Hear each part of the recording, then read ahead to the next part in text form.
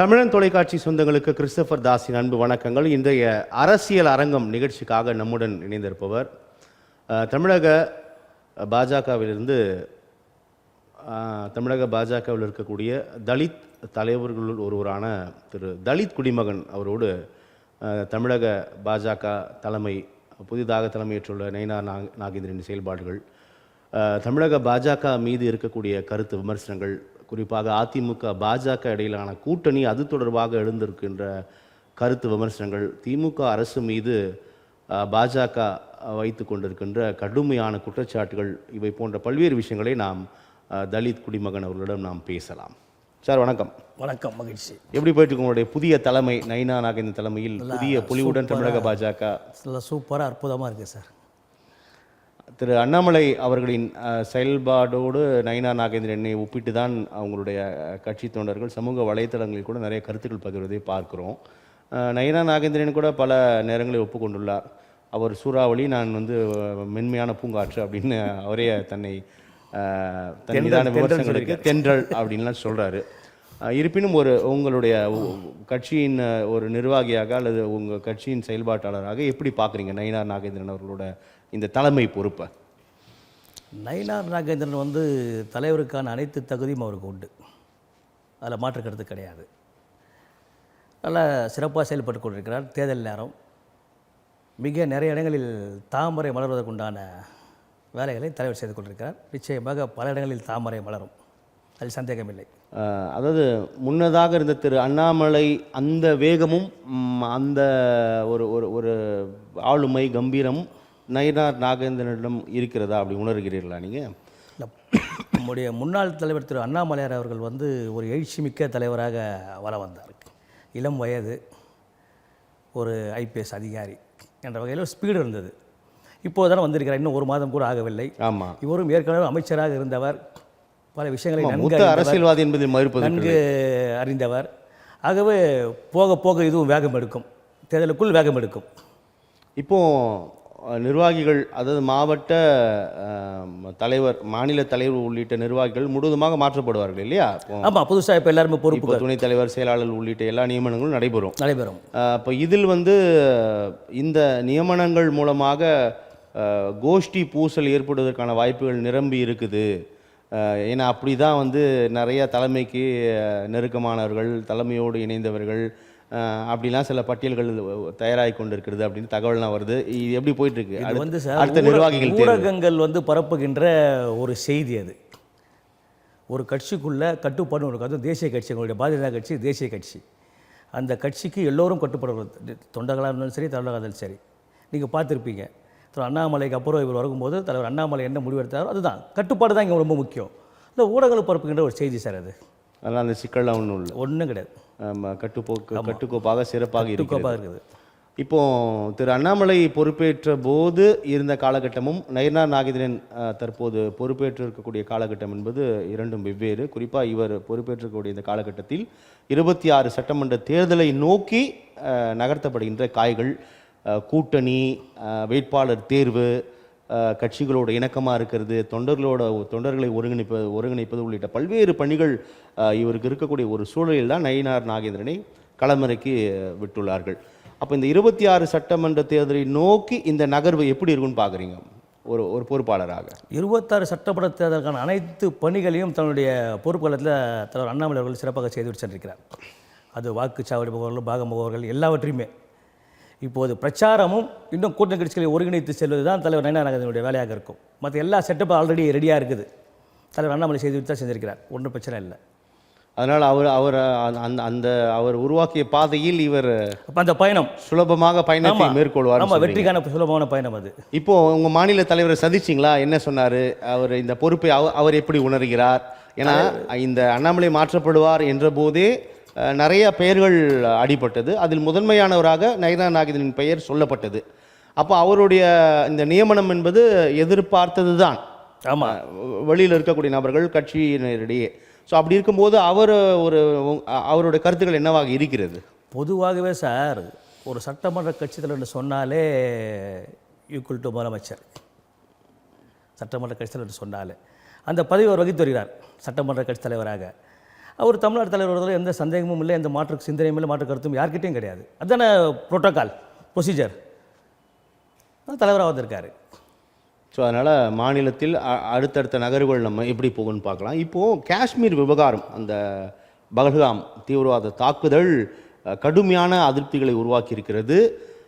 மத்திய அரசாங்கம் பல்வேறு நடவடிக்கைகளை துரித கதியில் எடுத்திருந்தாலும் கூட பாதுகாப்பு குறைபாடு தான் இதற்கான காரணம். நீங்கள் பாதுகாப்பின்மை, உளவுத்துறையின் தகவல்கள் சரிவர மேற்கொள்ளாதது, சரிவர கண்காணிக்கப்படாதது தான் இந்த பரிதாபமான இந்த சுற்றுலா பயணிகள் மீதான இந்த கொடூர தாக்குதல். இதை மத்திய அரசாங்கம் ஒரு சம்பவம் நடைபெற்ற பிறகு இவ்வாறான செயல்பாடுகளை செய்கிறது, மறுப்பதற்கில்லை. ஆனால் வருமுன் காப்போம் என்ற அடிப்படையில் இந்த அரசாங்கம் செயலிழந்து விட்டது, பாதுகாப்பில் செயலிழந்து விட்டது என்ற குற்றச்சாட்டு முன்வைக்கப்படுது. எப்படி பார்க்குறீங்க? அது முற்றிலும் தவறான ஒரு கண்ணோட்டம் சார். அது அன்றைக்கே எங்களுடைய இதய புரட்சியாளர் பாபா சாஹேப் அவர்கள் மிக தெளிவாக சொல்லியிருக்கார். இந்த பிரிவினைவாதம் என்பது என்றைக்குமே நமக்கு தலைவலி தான், இது தேவையில்லாத ஒன்று. எத்தனையோ முறை சொல்லி அழுத்தமாக சொல்லி கூட அன்றைக்கு இருந்த இஸ்லாமிய தலைவர் ஜின்னா அவர்கள் பிடிவாதத்தோடு நாங்கள் தனியாக செல்கிறோம் என்று தமிழ்நாடு கேட்டு சென்றார். அன்றைக்கே தலைவர்கள் கணித்திருக்கிறார்கள், இது என்றைக்கும் தொல்லை என்பது தான். அந்த சம்பவம் வருந்தத்தக்க சம்பவம் தான். ஆனால் அதில் நம்ம பாடம் கற்றுக்கொள்ளாக வேண்டும். இல்லை, பாதுகாப்பின்மை, உளவுத்துறையின் கண்காணிப்பு தோல்வி அப்படின்ற விமர்சனங்கள் முன்வைக்குது இல்லையா? இது எப்படி பார்க்குறீங்க? அது எதிர்கட்சிகள் முன்வைக்குது சார். பிரிவினைவாதம் நடைபெறக்கூடாது, யாருமே பிரிவினைவாதத்தை ஏற்கவில்லை, எல்லாருமே நம்ம எதிர்க்கிறோம், அது மறுப்பதற்கில்லை. ஆனால் ஒரு சம்பவம், மிக முக்கியமான ஒரு பகுதி, இந்தியாவில் எப்போதுமே ஒரு பிரச்சனைக்குரிய பகுதியாக இருக்கக்கூடிய ஒரு இடத்தில் இவ்வாறான ஒரு சம்பவம், புல்வாமா தாக்குதலுக்கு பிறகாக நடைபெற்றிருக்கக்கூடிய தாக்குதல், பரிதாபத்திற்குரிய சுற்றுலா பயணிகளை குறிவைத்து கொண்டிருக்கிறார்கள் அயோக்கியர்கள். அப்போ இது பாதுகாப்பு குறைபாடு, இன்னும் கூடுதல் பாதுகாப்பை செலுத்தியிருக்க வேண்டும், அவ்வாறு செயல்படுத்தப்படவில்லை அப்படின்னு தான் இதன் மீது ஒரு தரப்பினர் விமர்சனங்களை முன்வைக்கிறாங்க. அது கேட்குறேன் நான். இல்லை சார், பாதுகாப்பு செயல்படுத்தியிருக்க வேண்டியது தான். பாதுகாப்பு தேவைப்படுது தான். எல்லா சிட்டிசனுக்கும், ஒவ்வொரு குடிமகனுக்கும் பாதுகாப்பு கொடுக்கணும். எங்கே கொடுக்க முடியுது? அரசால் போலீஸ் பற்றாக்குறை, மிலிட்ரி பற்றாக்குறை, கொடுக்க முடியல. ஆனால் டூரிசம் பிளேஸ் நிச்சயமாக கண்காணிப்பு வந்துருக்கணும். இல்லை, இப்போ நீங்கள் மிலிட்ரி பற்றாக்குறை, ஆட்கள் பற்றாக்குறை, அது சரி செய்ய தானே அரசாங்கம் உங்களுக்கு தேர்ந்தெடுத்திருக்காங்க. அப்போ அதை செஞ்சுருக்கணுமே. அதுதான் சார், செஞ்சுருக்கணும். ஆனால் ஏன் செய்யலை? செய்யாததுக்கு காரணம் டூரிசம் பிளேஸில் இப்படி நிகழாது. ஏன்னா 2019 நமக்கு புல்வாமா, அதை நம்ம சரி பண்ணியாச்சு. அதோடைய மிச்சம் நடைபெறாது. அதுக்கு தாங்க உளவுத்துறை இருக்குது. உளவுத்துறையை கண்காணித்து சொல்லுவாங்க, இப்படி சம்பவங்கள் நடைபெறுவதற்கான வாய்ப்புகள் இருக்குது, இந்த கூடுதல் பாதுகாப்பை அங்கே நீங்கள் பலப்படுத்துங்கள் அப்படின்னு சொல்வதற்காக தான் நாட்டின் உளவுத்துறை. அப்போ இவ்வாறான சம்பவங்கள் நடைபெறுவதை உணராமல் இருக்கிறார்களா என்ற இடத்தில் உளவுத்துறையோட தோல்வி அப்படின்னு சொல்கிறாங்க. நீங்கள் பண்ணணும்னு சொல்கிறீங்க, ஆனால் ஏன் பண்ணலன்றதான் கேள்வி. சார், நிச்சயமாக உளவுத்துறையுடைய தோல்வி தான் அது. உளவுத்துறை ஸ்மெல் பண்ணியிருக்கணும், இப்படி ஒரு அட்டாக் இருக்கும், வரப்போகுது, இப்படி இப்போ செய்ய இருக்கிறாங்கன்னு முன்கூட்டியே ஒரு மாதத்துக்கு முன்பே அதை ஸ்மெல் பண்ணியிருக்கணும். ஸ்மெல் பண்ணாதது உளவுத்துறை தோல்வி தான். அது ஏற்றுக்கொள்ளக்கூடிய ஒன்று தான். உளவுத்துறையின் தோல்வி என்பது ஏற்றுக்கொள்கிறீர்கள். அப்போ அந்த உளவுத்துறை மீது என்ன நடவடிக்கை எடுக்க போகிறீங்க? அரசாங்கம் நடவடிக்கை எடுக்கப்பட வேண்டும் அல்லவா? உளவுத்துறை உள்துறை அமைச்சர் அமித்ஷாவின் கட்டுப்பாட்டில் இருக்கக்கூடிய ஒரு துறை, அதை நீங்கள் இப்போ சரி செய்ய வேண்டும் அல்லவா? ஏன்னா எப்போதுமே நான் குறிப்பிட்டதுபடி எப்போதுமே அங்கே பாதுகாப்பு, எப்போதுமே அந்த பிரச்சனைக்குரிய பகுதி அது. இந்தியாவில் காஷ்மீர் என்றாலே ஒரு பிரச்சனைக்குரிய பகுதி தான். அப்போ அதில் கூட நீங்கள் கூடுதல் கவனம் செலுத்தவில்லை என்றது ஒரு ஏற்கக்கூடிய வாதம் இல்லையே அது? நிச்சயம். தலித் குடிமகன், ஏற்கனவே தமிழக அமைச்சராக தமிழ் குடிமகன் என்று ஒருவர் இருந்தார் நம்ம தமிழ் வளர்ச்சித்துறையில். இப்போ நீங்கள் தலித் குடிமகன், உங்கள் பெயர் காரணம்? தமிழ் குடிமகன் அவர்களை பார்த்து தான் தமிழுக்கு ஒரு குடிமகன் சொல்லி ஒரு ஐயா வளர்ந்துட்டுருக்காரு. அப்புறம் இளைஞராக இருந்தேன். சரி, நாமளும் சமுதாயத்துக்கு பண்ணிகிட்ருக்கிறோம், நம்ம தலித் குடிமகன்ற பேர் வச்சு போட்டு சொல்லிட்டு அப்படி வச்சது தான். அதுக்கு ஐயா ஒரு இம்ப்ரெஷன் தான். தலித் குடிமகன். பாரதிய ஜனதா கட்சியை தேர்ந்தெடுத்துக்கான காரணம் என்ன? தலித்தாக இருக்கக்கூடிய நீங்கள் பாரதிய ஜனதா கட்சியை தேர்ந்தெடுத்துக்கான காரணம் என்ன? ஏன்னா நிறைய தமிழகத்தில் ஏற்கனவே நிறையா தலித்துக்கு ஆதரவான நிலைப்பாடு கொண்டிருக்கின்ற அல்லது தலித்துகளை ஒருங்கிணைக்கக்கூடிய நிறைய கட்சிகள்லாம் கூட தமிழகத்தில் இருக்குது, பிராந்திய கட்சிகள். இவை தவிர்த்து தேசிய கட்சியான பாஜகவை தேர்ந்தெடுத்ததுக்கான காரணம்? 75 ஆண்டுகள சுதந்திர இந்தியாவில் நம்முடைய பாரத பிரதமர் மோடி அவர்கள் தன்னுடைய அந்த ஆட்சி காலத்தில் 5 வருடம் எஸ்சி திரு ராம்நாத் கோவிந்த் அவர்களை பிரசிடென்ட் ஆஃப் இந்தியா ஜனாதிபதியாகவும், அடுத்த 5 வருடம் பழங்குடி இனத்தை சேர்ந்த எஸ்டி பிரிவை சேர்ந்த திரௌபதி முர்மு அவர்களை ஜனாதிபதியாக கொண்டு வந்து அழகு பார்க்கிறார்கள். அந்த ஒரு காரணம். அதோடு மட்டுமல்லாமல் இதுவரை காங்கிரஸ் செய்யாதவற்றையெல்லாம் என்னுடைய புரட்சியாளர் பாபா சாஹேப் டாக்டர் அம்பேத்கர் அவர்களுக்கு நிறைய செய்திருக்கிறார். காங்கிரஸ் செய்யாததை அம்பேத்கரின் கொள்கை கோட்பாடுகளை ஏற்று பாரதிய ஜனதா கட்சி நிறைய செய்திருக்கிறாங்க. என்ன செஞ்சிருக்காங்க? லண்டன் வீடை வந்து பாபா சாஹேப் அவர்கள் தங்கி படித்த லண்டன் வீடை வந்து அரசு வாங்கியது அது பாரத பிரதமர் மோடி அவர்கள் ஆட்சி காலத்தில் தான். செகண்ட், அவர் எழுதின அத்தனை வால்யூம்களையும் கவர்மெண்ட்டுக்கு கொண்டு வந்தது நம்முடைய பாரத பிரதமர் மோடி அவர்கள் தான். எஸ்சி எஸ்டி ரிசர்வேஷனை பின்னடைவு பணிகளெல்லாம் ஃபில்அப் பண்ணுறதும் கரெக்டாக அதை ஃபாலோ பண்ணுறதும் நம்முடைய பாரத பிரதமர் நரேந்திர மோடி அவர்கள் தான். அதனாலேயே நாங்கள் வந்து அவரை ஏற்றுக்கொண்டிருக்கிறோம், அதில் பயணம் செய்து கொண்டிருக்கிறோம் பாரதிய ஜனதா கட்சியில். இப்போ அவர் அம்பேத்கர் வாழ்ந்த வீட்டை அரசாங்கம் வாங்கினதாக இருக்கட்டும், அல்லது 2 குடியரசுத் தலைவர்களை நியமித்ததாக இருக்கட்டும், அது புரிந்து கொள்ள முடிகிறது. வேறு என்னென்ன தலித் மக்களுக்காக என்ன செஞ்சாங்கன்னு கேட்குறேன். சார், எக்கச்சக்கமான நிதி ஒதுக்கீடு அதை மாநிலங்கள் வந்து சரியாக பயன்படுத்தலை. மத்திய அரசு ஒதுக்கீடு நிதியை நம்முடைய தமிழ்நாடு கவர்மெண்ட்டு திருப்பி அனுப்பி செலவு பண்ண மத்திய அரசாங்கம் கல்விக்கான நிதியை தர மறுக்கிறார்கள், மும்மொழி கொள்கையை ஏற்றுக்கொண்டால்தான் தர மறுக்கிறார்கள் அப்படின்னு இங்க கடுமையான எதிர்ப்பை சொல்றாங்க. நீங்க சொல்றீங்க மத்திய அரசாங்கம் தரத மாநில அரசு பயன்படுத்த எங்க தரீங்க, தர மாட்டீங்க தானே கதறிட்டு இருக்காங்க தமிழ்நாட்டில். அது வந்து கல்விக்கான பிரச்சனையை அவங்க பேசிட்டு இருக்காங்க. இப்போ நம்ம பேசிட்டு இருக்கிறது எஸ்சி எஸ்டி கார்டு என்ன செஞ்சிருக்காரு அப்படின்னு தான் பேசிட்டு. ஆமா ஆமா, அதுக்கு சரியான நிதியை வந்து ஒதுக்குறாங்க. எவ்வளவு நிதி தந்திருக்கிறார்கள், அது வந்து ஏன் ஒழுங்கா இங்க வந்து சரி செய்யப்படவில்லை, வேறு எதற்காக மடைமாற்றுகிறார்கள்? அந்த நிதியை மத்திய அரசு ஒதுக்கின்ற எஸ்சி எஸ்டி மக்கள் டெவலப்மெண்ட்டுக்காக ஒதுக்கின்ற மத்திய அரசு ஒதுக்கின்ற நிதியை மாநில அரசு சமத்துவபுரம் கட்டுறதுக்கு, கலைஞர் நூலகம் கட்டுறதுக்கு, வீடு கட்டுறதுக்கு இப்படி மடைமாற்றாங்களே தவிர முழுசாக எஸ்சி எஸ்டி மக்கள் முன்னேற்றத்துக்கான அந்த நிதியை வந்து பயன்படுத்தவில்லை. தான் இருக்கிற குற்றச்சாட்டு. எந்தெந்த வகையில் முன்னேற்றுவதற்காக ஒன்றிய அரசு நிதி தருகிறது, இதை இவர்கள் பயன்படுத்தாமல் இருக்கிறார்கள்? குறிப்பாக திட்டங்களோடு சொல்லுங்களேன். எஸ்சி எஸ்டி மக்களின் வாழ்வாதாரத்தை உயர்த்துவதற்காக, பொருளாதாரத்தை மேம்படுத்துவதற்காக இவ்வளவு நிதி இந்தந்த வளர்ச்சி பாதையை நோக்கி தருகிறார்கள், இவற்றை செய்ய மறுக்கிற தமிழக அரசு, அல்லது இந்த திட்டத்திற்கான நிதியை எதிர்த்து இந்த திட்டத்திற்கு போட்டியிடுகிறது, எனக்கு சொல்லுங்கள், குறிப்பிட்டு சொல்லுங்கள். ஆமாம் சார், சிறப்பு உட்கூறு பிரிவோட ஒரு நிதி ஒதுக்குறாங்க ஃபுல்லாக, ஸ்பெஷல் காமன் பிளான் சொல்லிட்டு. அந்த நிதியை வந்து தமிழக அரசு வந்து முறையாக பயன்படுத்ததில்லை. கிட்டத்தட்ட 10,000 கோடியை வந்து திருப்பி அனுப்புகிறாங்க, இல்லை வந்து பல்வேறு விஷயங்களுக்கு செலவு பண்ணுறாங்க. அந்த சிறப்பு உட்கூறு திட்டம் செயல்படுத்தப்பட்டிருந்தால் அல்லது செயல்படுத்தப்படுமையானால் எந்த அளவிற்கு இந்த பட்டியலின மக்களுக்கு பலனை தந்திருக்கும்? என்னென்ன திட்டங்கள் சொல்லுங்கள். இன்றைக்கு ஆண்டுக்கு 100 பேரை நாங்கள் வந்து கோடி சொன்னாங்கன்னு சொல்லிட்டு நம்முடைய முதலமைச்சர் ஸ்டாலின் சொல்லியிருக்காரு. ஆளுக்கு 1 கோடி கொடுக்குறோம், தொழில் முனைவராக வாங்க, ஆண்டுக்கு ஒரு 100 பேர் வந்து கோடீஸ்வரர் திட்டம். இதை வந்து சரியாக செயல்படுத்தியிருந்தாங்கன்னா இன்றைக்கி 1 லட்சம் பேர் இன்றைக்கி கோடீஸ்வரர் வந்திருப்பாங்க தமிழ்நாட்டில், எஸ்சி எஸ்டி இளைஞர்கள். அது இல்லை, இன்றைக்கி 1000 பேரோட கோடீஸ்வரர் இல்லை சார். இன்றைக்கி என்ன காரணம்னு சொல்கிறீங்க? பொருளாதார வீக்னஸ் தான்.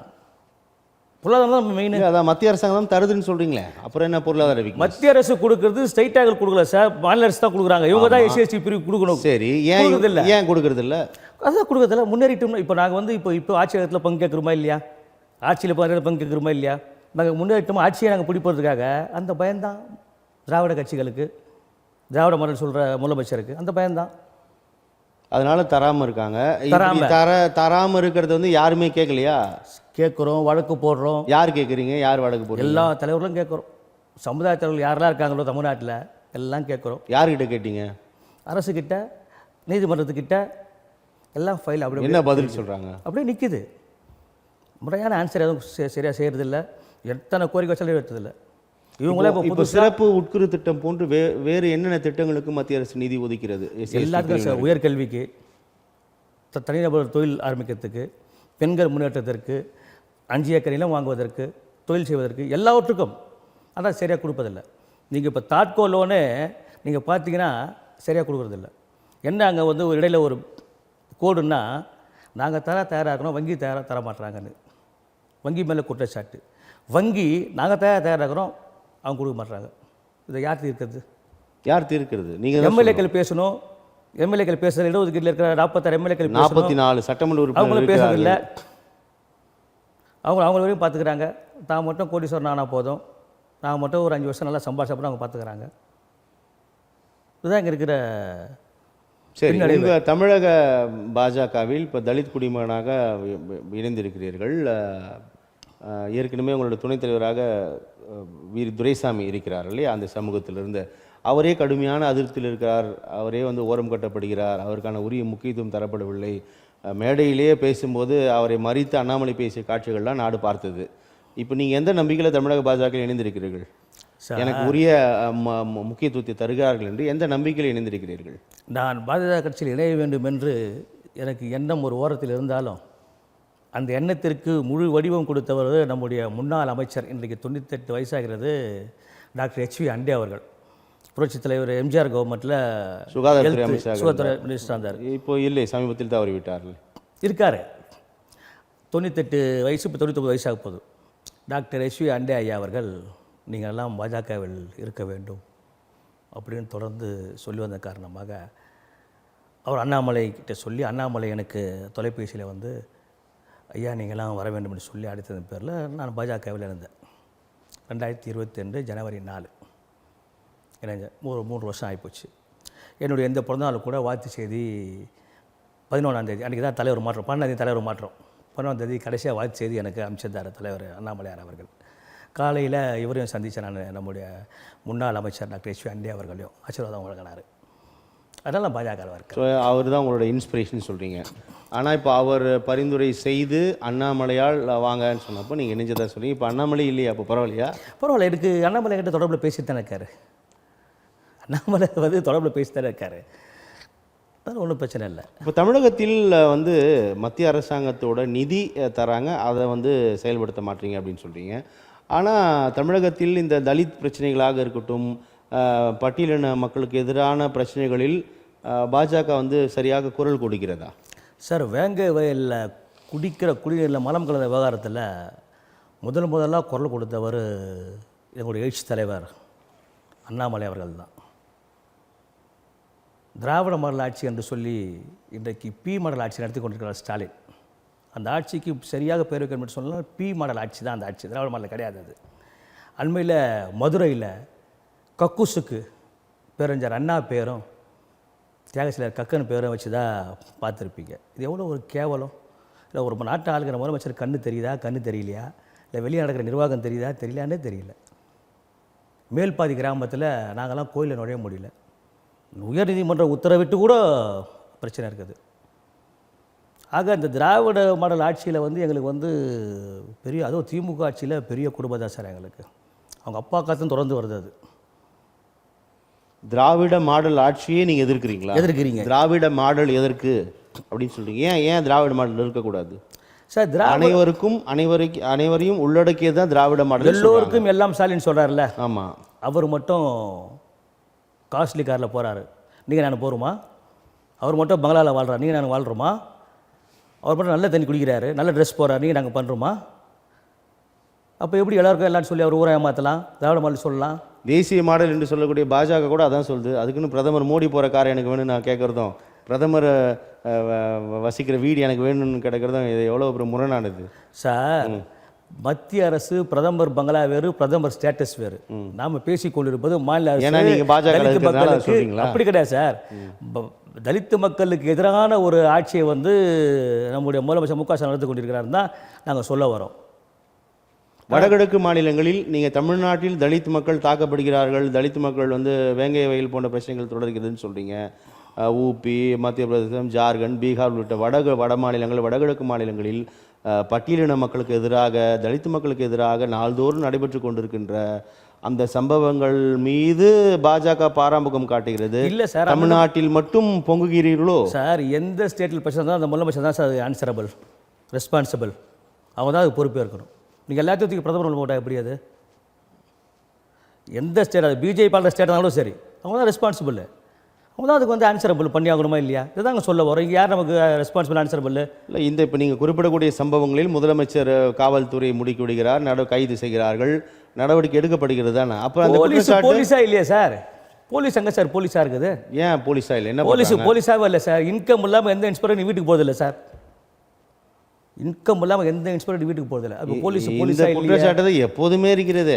ஆமாம் சார், போலீஸாக. திமுக ஆட்சியில் ஸ்டாலின் முதலமைச்சராக வந்த பிறகு தான் இன்ஸ்பெக்டர் காசுலாம் வீட்டுக்கு போகிறாரா என்ன? எல்லா ஆட்சியும் தான் சார் சொல்கிறேன். இன்றைக்கி இப்போது இதே தான் இன்றைக்கி வந்து பகல்காம் தாக்குதலுக்கு காரணம். இப்படி ஒரு லூப்பில் இருக்கிறதுனால தான் யார் ப்ரொட்டக்டிவாக மக்களுக்கு கொடுக்குறோமோ அவங்களாம் இப்படி காசு வாங்கி செயல்படுறதுனால தான் இன்றைக்கி பயங்கரவாதிகள் அப்பாவியாக டூரிஸ்ட் போன ஒரு 26 பேரை அங்கே குதிரை ஓட்டுற ஒரு ஆளையும் சேர்த்து சுட்டிருக்காங்க. தமிழ்நாட்டில் பாரதிய ஜனதா கட்சி எப்படியாவது கால் பதிக்க வேண்டும் அப்படின்னு கடுமையான போராடுறீங்களா? ஆனால் தமிழகம் வந்து உங்களை விடவே மாட்டுதா? சார் நாட்டையே பிடிச்ச தமிழ்நாடுகள் எந்த மூலைக்கு சார் முடியலையே, உங்களால முடியல சார். நாட்டையே 3 முறை பிடிச்ச மாதிரி இல்லைங்க. இந்தியாவை நாங்கள் ஆண்டுமா இல்லையா? ஆமாம், அடுத்து இன்னும் 2 முறை இந்தியா வாழுவோம் நாங்கள். அது சரி, நீங்கள் 4 முறை கூட இந்தியா வாழுங்க. ஆனால் தமிழ்நாட்டில் உங்களை உள்ள நுழைய விட மாட்டுறாங்களே சார். இன்றைக்கு நான் தாமரை மலர்ந்துச்சா இல்லையா? அடுத்து தாமரை மலர்றதுக்கான ஏற்பாடுகளை வந்து எங்களுடைய முன்னாள் தலைவர் எங்கே மலர்ந்துச்சு தாமரை? நீங்கள் சொல்லிட்டே இருக்கிறீங்க தாமரை மலரும் தாமரை மலரும். சட்டமன்றத்தில் இல்லையா நாங்கள் இப்போ நாங்கள் இருக்கிறீங்க. அப்போ அது பேர் என்ன? 4 தாமரையை வைத்தே தமிழ்நாட்டில் செங்கோட்டையில் மலர்ந்து டெல்லி இப்போ எப்படி ஆட்சி பிடிச்சாங்க? மொத்தம் டெல்லியில் மொத்தம் எத்தனை பேர் எங்களுக்கு இப்போ ஆட்சி எங்கிட்ட இருக்குதா இல்லையா? அதான் எங்களுக்கு அதான் சொன்னல, நீங்கள் டெல்லியில் பிடிப்பீங்க, கல்கட்டாவில் பிடிப்பீங்க, மும்பையில் பிடிப்பீங்க, தமிழ்நாட்டில் தண்ணி குடிப்பீங்க அப்படின்றாங்க. அப்படியெல்லாம் கிடையாது சார். இங்கே பாருங்கள் சார், 2026 பாருங்கள். என்ன பார்க்குறது சொல்லுங்கள்.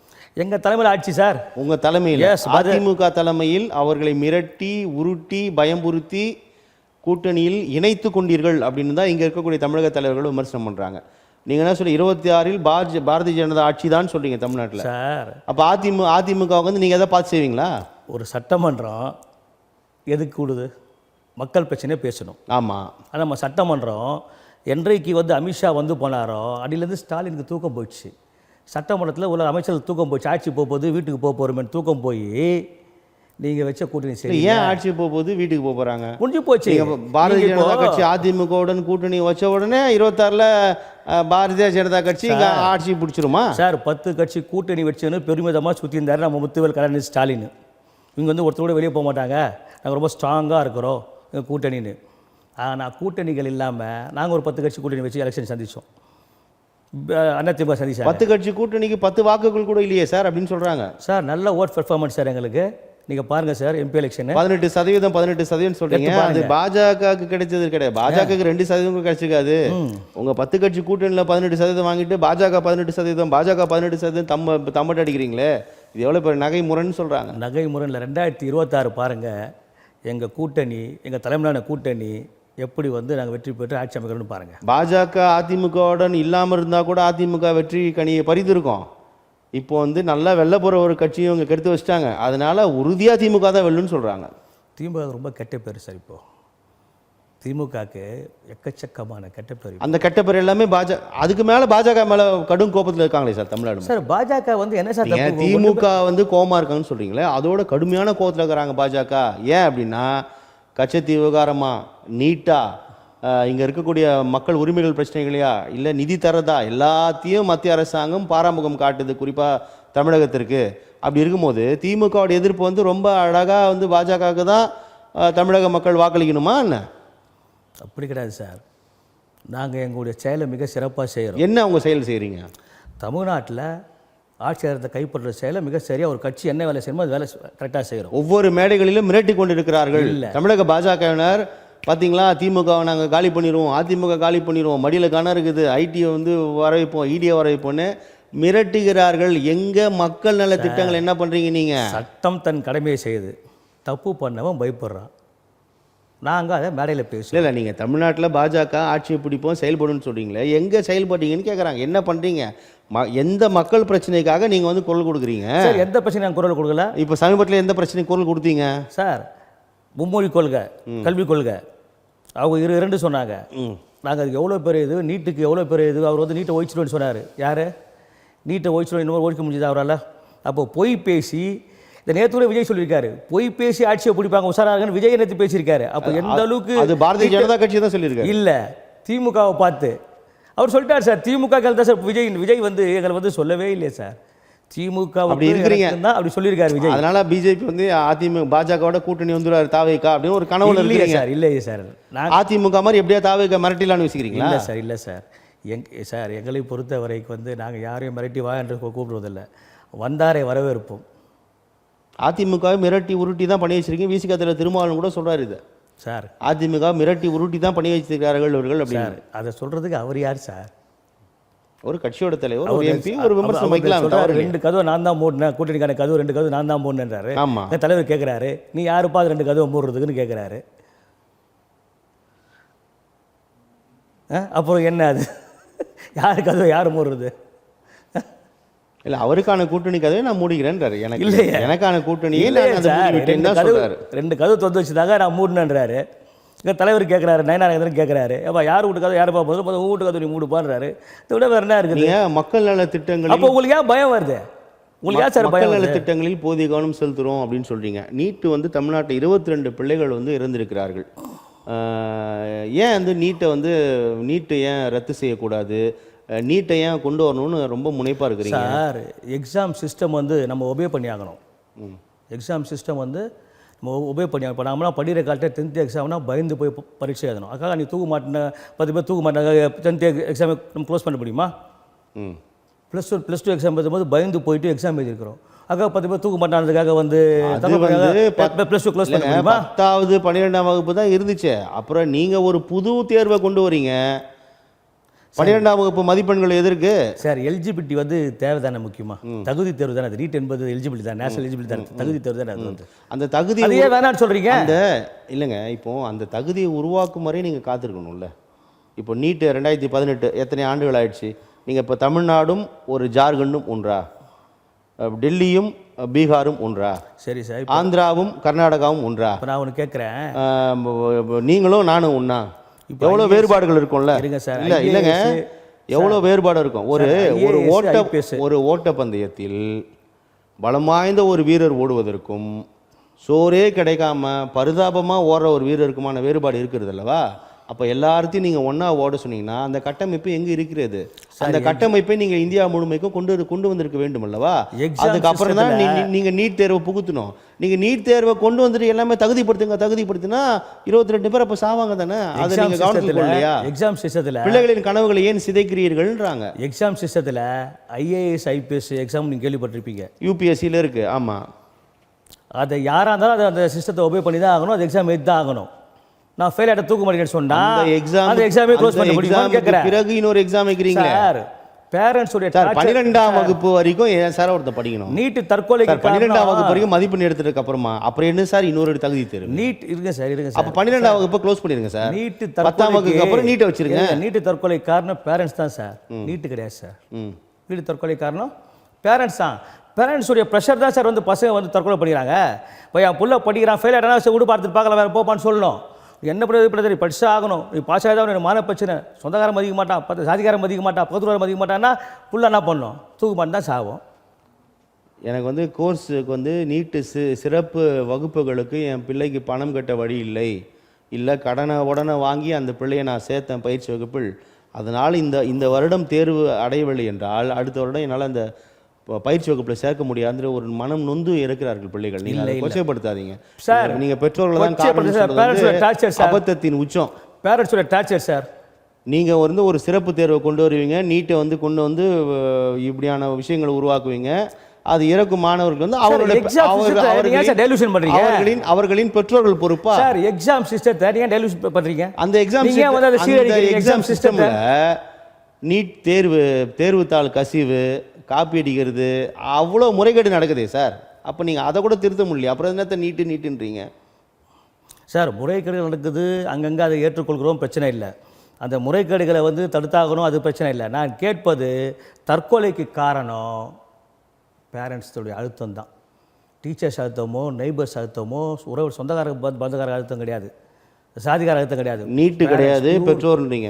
சரி, மாநில உரிமைகளை மத்திய அரசாங்கம் ஒரு மாநிலத்திற்கான குறைந்தபட்ச உரிமையையோ அல்லது ஒரு மாநிலத்தை மதிக்கிறதா மத்திய அரசாங்கம்? மத்திய அரசாங்கம் வந்து ஒரு பெரிய நாட்டாண்மையோட மனநிலையிலேயே நடந்து கொண்டிருக்கிறது. இல்லை, நாங்கள் வந்து பெரிய அண்ணன் தன்மையில் நாங்கள் இல்லை.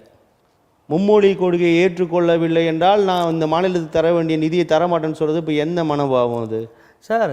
சென்ட்ரல் கவர்மெண்ட் சொன்னால் ஸ்டேட் கவர்மெண்ட் கேட்டாகணும் சார், சிஸ்டம் சார். அது கேட்க மாட்டேன் சொல்றது எந்த மனோபாவம்? அது நீங்கள் என்ன தைரியம் சொல்லுவீங்க? அதை கேட்கணும் இல்லை பிரதமருக்கு. ஆனால் இந்த அரசாங்கம் நடைபெறுவது மாநிலத்தின் வரியால் நடைபெறுகிறது அரசு. ஆனால் நான் சொல்லுவேன், நீங்கள் கேட்கணும். அப்படியா? மாநில அரசு ஃப்ரீயாக தானே இருக்குது. நம்முடைய சிஎம் ஃப்ரீயாக ஸ்டாலின் ஃப்ரீயாக தானே சுற்றிங்கிறாரு, ஃப்ரீயாக தானே பண்ணிட்டு இருக்காரு. அவர் ஏதாவது அழுத்த கொடுக்குறோமா, டைட் பண்ணுறோமா, அவர் தான் இன்சல்ட் பண்ணுறோமா? அப்புறம் எதுக்கு சார் அவர் தான் சார் எங்களை இன்சல்ட் பண்ணுகிறாரு. அப்புறம் எதுக்கு சார் மும்மொழி கொள்கை? சார் மும்மொழி வேணும் எனக்கு சார். தான் இங்கே என் தாய்மொழி தமிழ் இருக்குது, தொடர்பு மொழி ஆங்கிலம் இருக்குது. நான் ஏன் சார் ஹிந்தி சார் கற்றுக்கணும்? மும்மொழி வேணும் சார். என்ன சொன்னா ரூபா நோட்டில் இருக்கிற அத்தனை மும்மொழி மொழி வேண்டும், ஆனால் உம்மொழி ஹிந்தி வேண்டும் என்கிறீர்களே சார். ரூபா நோட்டில் நீங்க மும்மொழி இல்ல என் மொழி ஹிந்தி படின்றீங்களே. இல்லை அப்படி சொல்லி நாங்கள் திணிக்கல சார். நாங்கள் அததானே சார் எதிர்க்கிறோம். நாங்கள் திணிக்கல. ரூபா நோட்டில் இருக்கிற அத்தனை மொழியும் ஒரு இந்தியன் படிக்கணும் சார். நல்லது சார். அதற்கு வாய்ப்பு இருக்கிறதா? கற்றுக்கணும். ஆசிரியர் இருக்காங்களா? பூனை நாய் கத்துக்குது சார். ஆசிரியர் இருக்காங்களா? இன்னைக்கு மொழியை நாய்க்குட்டி பூனைக்குட்டி ஈஸியா கத்துக்குது. கிளி கூட ஆசிரியர் இல்லையே கத்துக்குது சார். மொழியை. நீங்க ஆசிரியர் இல்லையே சார். நீங்க மொழி கத்துக்கிறது 22 மொழிகள் நீங்க சார். டீச்சர்ஸ் மேல பட்டியல் போடுறீங்க. மொழிகள் 22 மொழிகள் இருக்கிறது அங்கீகரிக்கப்பட்ட மொழிகளாக. அந்த 22 மொழிகளை கற்றுக் கொடுக்க ஆசிரியர்கள் இல்லையே. அப்போ அதெல்லாம் நீங்கள் வந்து ஆசிரியர் பணியிடங்களாக நிரப்பணும். இதெல்லாம் பண்ணிட்டு தானே சார் மும்மொழி கொள்கையே எம்மொழி வேண்டும் என்றாலும் நீங்கள் கற்கலாம்னு சொல்லிட்டு இப்போ மும்மொழியில் என் மொழி ஹிந்தி கற்றுக்கோ என் மொழி ஹிந்தி கற்றுக்கிறீங்களே. இந்த இருமொழி கொள்கை ஆரம்பித்து பேசுகிற ஸ்டாலின் குடும்பத்தில் அவர் நடத்துகிற சொந்தக்காரத்தில் ஸ்கூலில் தேர்ட் லாங்குவேஜ் இருக்க ஹிந்தி இருக்குது. என்ன சார் பிரச்சனை? படிங்க. இருக்குது இல்ல சார், படிங்க. அப்புறம் ஏன் வந்து அங்க ஒரு வேஷம் நீங்க படிங்க, நான் படிப்பேன். அவங்க பள்ளியில ஒரு படிப்பேன், படிக்காம இருப்பேன். அரசு பள்ளி ஒரு எஜுகேஷனா சார்? படிப்பேன், படிக்காம இருப்பேன் சார். அவங்க நீங்க ஏன் சார் இது எந்த நியாயம்? ஒரு பாலிசியா ஏன் சார் கொண்டு வரீங்க? இது எந்த நியாயம் சார்? இது அவங்க நடத்துற ஸ்கூல்ல இருக்கலாம், ஆனா அரசு நடத்துற ஸ்கூல்ல ஏழைங்க அப்படி இடத்துல இருக்கக்கூடாதா? அவங்க ஒரு மூணாவது மொழி நடத்துற ஸ்கூல்ல அவங்க நடத்துற ஸ்கூல்ல 2 கோடி பேரை படிக்கிறாங்க. அப்ப அந்த பார்டர் தாண்டக்கூடாதா? தமிழ்நாடு தாண்டி போயிட்டு வேலை செய்யக்கூடாதா? ஏன் கத்துக்கூடாதா? ஏன் தாண்டணும்? ஏன் சார் நார்த் இந்தியாவுக்கு வரானாங்க, அவன் தமிழ் பேசுறான்ல அவன். ஆமா, அது மாதிரி நான் போறேன், நான் கத்துக்கிறேன், எனக்கு தேவைப்பட்டா கத்துக்கிறேன். சார் கத்துக்க கூடாது ஏன் சார் திணிக்கிறீங்க நீங்க? நீங்க ஏன் சார் அதுக்கு வந்து கோடு போடுறீங்க? நாங்கள் கோடு போடவில்லை, நீங்கள் தான் கோட்டை அழிக்கிறீர்கள், கலைக்கிறீர்கள் என்பதுதான் வாதமா இருக்கு. இதுவரை இல்லாத அளவிற்கு 26 சட்டமன்ற தேர்தல் கூடுதல் கவனம் பெறுகிறது. ஏன்னா எப்படியாவது தமிழகத்தில் கால்பதிக்க வேண்டும் என்று இருக்கக்கூடிய பாரதிய ஜனதா கட்சி, திமுகவும் எப்படியாவது நம்ம ஸ்டாண்ட் பண்ணும் அப்படின்ற ஒரு நிலையில் இருக்கக்கூடியதை நம்ம பார்க்குறோம். அந்த பக்கத்தில் அதிமுக பாஜக கூட்டணி புதிய வரவாக தமிழக வெற்றி கழகத்தின் வருகை இருக்குது. ஏற்கனவே களத்தில் தனித்தே போட்டியிட்டு வருகின்ற நாம் தமிழர் கட்சி. நாம் தமிழர் கட்சி தமிழக வெற்றி கழகத்தின் வாக்குகள், அதாவது யாரோட அதிருப்தி வாக்குகளை இவர்கள் அறுவடை செய்வார்கள், இவர்கள் யாரோடு கூட்டணி வைப்பார்கள் அப்படின்றது ஒரு பெரிய பேசுபொருளாக இருக்குது. பாரதிய ஜனதா கட்சியும் தன்னுடைய கதவுகளை திறந்தே வைத்திருக்கிறது. இந்த கட்சிகளில் யார் வந்தாலும் நமக்கு ஒரு பெரும் பலனை கொடுக்கும், நம்முடைய கூட்டணியை மேலும் பலப்படுத்தும் அப்படின்னு காத்து கொண்டிருக்கிறார்கள் அப்படின்ற விமர்சனங்கள் முன்வைக்கப்படுது. எப்படி பார்க்குறீங்க? விஜய் வந்து 2வது கமலஹாசன் தான் நடிப்பில் சொல்கிறீங்களா? எலெக்ஷன் பெர்ஃபார்மன்ஸ்லேயே இந்த முறை வாங்குற ஓட்டு அடுத்த முறை அவர் கட்சியை நடத்த மாட்டார். கமலஹாசன் எப்படி இருக்காரோ அப்படி ஆயிடுவார் விஜய். இல்லை, ரொம்ப தெளிவான திட்டமிடல் இருக்கு சார். தமிழக பாஜகவிற்கு கூட பூத் கமிட்டிகள் அமைச்சிங்களான்னு எனக்கு தெரியல. எனக்கு தெரிஞ்சு பூத் கமிட்டிகள் ஆட்கள் இருப்பதா எனக்கு தெரியல. ஆனால் ரொம்ப கவனமாக நேற்று அதன் முன்தினம் கோயம்புத்தூரில் பூத் கமிட்டி நிர்வாகிகளை தேர்ந்தெடுக்கும் பணியில் ஈடுபட்டுள்ளார் அதன் தலைவர் நடிகர் விஜய். அப்போ ரொம்ப கவனமாக 234 தொகுதிகளிலும் போட்டியிடுவதற்கான வேலையை தெள்ள தெளிவாக செய்து கொண்டிருக்கிறார் விஜய் அப்படின்னு முன்வைக்கிறாங்க. ஆமாம் சார், பூத் கமிட்டியில் உட்காருறது ஒன்றும் பெரிய விஷயம் இல்லை. அது ஒரு 18 பேர் தான். அது வந்து 18 கட்சிகளில் ஒரு கட்சிக்கு 2-3 பேர் தான். 5 ஹவர் மாற்றி மாற்றி உட்காரணும். காலையில் 7 மணிலேருந்து சாயந்தரம் 5 மணி வரைக்கும். அப்புறம் 2 ஹவர் திரும்பி அந்த க்ளோஸ் பண்ணி போடுற வரைக்கும். ஆனால் பூத் கமிட்டி ஒரு முக்கியமான ஃபேக்டர் ஆச்சு. அதிமுக பெரும் பலமே பூத் கமிட்டி உறுப்பினர்கள் தானே. ஆனால் வாக்குகள் வந்து அந்த சின்னத்துக்கு வேணும், அதுதான் அங்கே முக்கியம். வாக்குகள் விழுற 2 சின்னங்கள் 3 சின்னங்கள் தான் எங்கள் நாட்டில் வந்து இருக்குது. ஒரு 3-4 சின்னங்கள் தான் மக்கள் தேடி போயிட்டு வாக்களிக்கிறதுல. அதனால் வந்து சீமான் அவர்களுக்கு வந்து அவருக்கு விழ வேண்டிய வாக்குகள் கம்பல்சரி அது மாறாமல் விழும். அதிமுக வாக்கு அதிமுகவுக்கு விழும், பிஜேபி வாக்கு பிஜேபிக்கு உண்டு. அதே மாதிரி அந்த கட்சியுடைய கூட்டணி பலத்தில் அந்த வாக்குகள் வந்து விழும். திமுகவுக்கும் அவங்களோட கூட்டணி வாக்குகள் திமுக வாக்கு விழும். விஜய்க்கான வாக்கு சுயேட்சையாக வந்து தான் அந்த சுயேட்சை சின்ன மாதிரி ஒரு வாக்கு வந்து விழுவாங்க. அது விழுந்து அந்த அளவுக்குலாம் வந்து ஆட்சி அமைக்கின்ற பெர்ஃபார்மன்ஸ்லாம் விஜயால் வர முடியாது. கமலஹாசன் என்ன வாக்கு வங்கி ஏற்படுத்தினாரோ ஒரு பர்சன்டேஜ் பண்ணாரோ. பயப்படுகிறீர்களோ? இல்லை, உண்மை யதார்த்தத்தை சொல்கிறேன். விஜயை விட பெரிய நடிகர் கமலஹாசன், அவராலே ஒன்றும் பண்ண முடியல. கடைசியாக எங்கே போய் நின்னார்? எந்த டிவியை ஒடிச்சாரோ, யாருக்கு எதிராக கட்சி ஆரம்பித்தாரோ அங்கே தான் போய் நிற்கிறார் அவர் ஒரு எம்பி சீட்டுக்கு. நீங்கள் கூட தான் அதிமுக ஒரு வாரம் முன்னாடிக்கும் கடுமையாக திட்டிருந்தீங்க. அதிமுக முந்தா நாள் சாயந்தரம் வரைக்கும் திட்டிருந்துச்சு பாஜகவை. இப்போ 2 பேரும் கூட்டணி போயிட்டீங்க. அதனால் கூட்டணிலாம் ரொம்ப இயல்பானது தானே சார் அரசியல் கட்சி. நாங்கள் வந்து டிவி ஓடிச்சா என்ன, வண்டி ஓடிச்சா என்ன? நாங்கள் வந்து பெர்ஃபார்மன்ஸ் காட்டிக்கிறோம், எம்எல்ஏக்களை ஜெயிச்சிருக்கிறோம், நாட்டாண்டுக்கிறோம், நாங்கள் கூட்டணி வைக்கிறோம். அது வேறு. கமலஹாசன் என்ன பெர்ஃபார்மன்ஸ் பண்ணார்? ஓட் பேங்க் கொஞ்சம் ப்ரூவ் பண்ணார். அதுக்கப்புறம் 2 பேரும் எம்எல்ஏ ஆக்கினாரா, எம்பி ஆக்கினாரா? இல்லையே. தான் ஒருத்தர் எம்பி ஆக்கிறதுக்காக தானே போய் நிற்கிறாரு. அங்கே போயிட்டு தோத்த மறுநாளே போய் நிற்கிறார் சார் வீர் வீட்டில். பாஜக திமுக கடுமையாக எதிர்த்து வரீங்க நம்ம பார்க்க முடியுது. அதிமுக கூட இப்போ நீங்கள் கூட்டணி ஆகிட்டீங்க. ஆனால் தாவேக்காவெல்லாம் நீங்கள் விமர்சனம் பண்ணுறதே இல்லையே. தாவேக்காவும் விமர்சனம் பண்ணுறதில்ல, நாம் தமிழர் கட்சி விமர்சனம் பண்ணுறது இல்லை. எப்படியாவது நம்மளோட வந்துட மாட்டாங்களா அப்படின்னு எதிர்பார்த்து காத்து கொண்டு இருக்கிறீங்க சார். விமர்சனங்கள் வந்து சார், நீங்கள் அந்த திட்டம் நாங்கள் திட்டுவோம். இதை பேச விமர்சனம் என்ன சார்? தாவேக்கா விஜய் பாஜகவை கடுமையாக பேசுகிறாரு சார், பேர் சொல்லியே குறிப்பிடுறாரு. நீங்கள் என்ன விமர்சனமே பண்ணலன்றீங்க? நாங்கள் வந்து திமுக வீட்டுக்கு அனுப்ப தான் நாங்கள் வந்து கூட்டணி அமைச்சிருக்கிறோம். திமுக வீட்டுக்கு போனோம். நம்முடைய முத்துரை ஸ்டாலினை வீடு வாவாந்து கோட்டை போன்னு சொல்லுது. அவர்கள் உங்களை வீட்டுக்கு அனுப்பி விடுகிறார்கள் போல. இல்லை, அவங்க தான் வீட்டுக்கு போகிறாங்க. தெரிஞ்சு போச்சு. தெரிஞ்சுதான் சார் சட்டமன்றத்தில் பேசுகிறாங்க சார். என்ன சார் சட்டமன்றத்தில் வந்து கூட்டணி பற்றி வாதிக்கிறார் சார். வந்து சட்டமன்றம் கூடுது. அதிமுக யார் கூட கூட்டணி அமைச்சா? ஸ்டாலினுக்கு என்ன, அமைச்சர்களுக்கு என்ன? நீங்கள் வேண்டாத கூட்டணி, பொருந்தாத கூட்டணி, மக்கள் விரோத கட்சியுடன் கூட்டணி வைக்கிறார்களே ஐயோ அப்படின்னு சட்டமன்ற மக்கள் மன்றத்தை போய் பேசணும் சார். ரோட்டில் பொதுக்கூட்டம் போட்டு பேசுங்க. அதுக்கு சட்டமன்றத்தை நேரத்தை வீணடிக்கிறது, சட்டமன்றத்தில் வந்து ஜோக் அடிக்கிறது, இதுக்காக சட்டமன்றம் கூடுது. நியாயமான மக்கள் பிரச்சனை அலசல சார். இந்த சட்டமன்றம் கூடிச்ச முழுக்க பாஜக அதிமுக கூட்டணி பற்றி தான் ஸ்டாலின் பேசிக்கார். ஏன் அப்படி பேசுகிறாரு? பயம். சேரக்கூடாது நினைத்தவர்கள் சேர்ந்து விட்டார்களே. நம்முடைய 10 கட்சி இருந்தால் நம்ம வீட்டுக்கு போகிறோமே, ஆட்சி அதிகாரத்தை திரும்பி பெற முடியாதுன்ற பயம், தூக்கம் போச்சு. பாஜக கூட்டணி வச்சனால்தான் 24 நாட்கள் நாங்கள் வந்து மண்ணை கவுனோம் அப்படின்னு சொல்கிறதையும், அதிமுகவின் முன்னாள் அமைச்சர் ஜெயக்குமார் நான் உறுதியாக இந்த ராயபுரம் தொகுதியில் வென்று இருப்பேன், இந்த சிறுபான்மையரோட வாக்குகள் வந்து அதிமுக பாஜக கூட்டணியால் தான் எனக்கு போச்சு, அதனால் வந்து பாஜகவுடன் கூட்டணி வாய்ப்பே இல்லைன்னு சில வாரங்களுக்கு முன்னால் நீங்கள் கூட்டணி கை கோர்த்ததுக்கு சில வாரங்களுக்கு முன்னால் சொன்னால், அப்படி அதிருப்தியாக இருந்தது அதிமுக பாஜக தான் இப்போ வந்து ஒன்றிணைஞ்சிருக்கீங்க. அதான் சார் தேர்தல் அரசியல். அதனால் திமுக உறுதியாக வந்து வெற்றி பெறுவோம், அப்பாடா எங்களுக்கு ரொம்ப மகிழ்ச்சி அப்படின்னு சொல்கிறாங்க. திமுக பேசுமா அப்படி தான் சொல்கிறாங்க. இல்லை ரொம்ப சந்தோஷம், அவங்க பாஜக அதிமுக வந்து கூட்டணி அமையுமா அப்படின்னு நாங்கள் எதிர்பார்த்து காத்து கொண்டு இருந்தோம். இப்போ வந்து பாஜக வந்து அதிமுக கூட்டணி அமைச்சிருச்சு, அதனால் எங்களுக்கான வெற்றி வழி ரொம்ப ரொம்ப ரொம்ப ரொம்ப கிளியராக இருக்குன்றாங்க. 2026 தேர்தல் முடிவுகள் சொல்லும், நீங்கள் பொறுத்திருந்து பாருங்கள். திமுக பயம் வரலாம். ஏன் சார் வந்து சட்டமன்றத்திலே போல போகிறாங்க? சட்டமன்றத்தில் ஆக்கப்பூர்வமாக பேசாமல் எதை முன் வச்சு சார் நீங்கள் வாக்கு கேட்க போகிறீங்க? இப்போ 26 சட்டமன்ற தேர்தலில் என்ன பாஜக என்ன சார் முன்வைக்கும்? அதிமுக ஓட்டு போடுவீங்கன்னு கேட்பீங்களா? சார் திமுக வீட்டுக்கு அனுப்புங்க.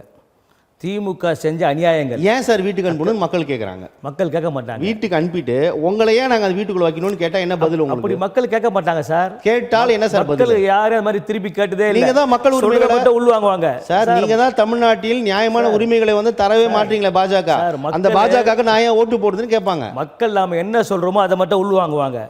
அதை வந்து வாக்கு செலுத்தும் போது செயல்படுத்த ஏமாத்திடுவீங்க. இல்லை செயல்படுத்துருவாங்க. ஆனால் யாரையும் அவங்க திருப்பி கட்ட வரல. திருப்பி கட்ட நாடே திருப்பி கேட்க மாட்டாங்க சார், வாக்கில் குத்துவாங்க சார். அதான் சார் வாக்கு போய் முதல்ல நம்ம சொல்கிறத உள்வாங்க. அப்படிதான் சார் நாடாளுமன்ற தேர்தலில் அதிமுக பாஜக வாக்கு குத்திருக்காங்க சார். அதான் சார் சொல்கிறேன், ஜனங்க ஓட்டு போட தயாராகிறாங்க சார். திமுகவால் எந்த அதிமுக பாஜக கூட்டணிக்கு நான் ஏன் வாக்கு போடணும் சார்? நான் ஏன் வாக்கு செலுத்தணும் சார்?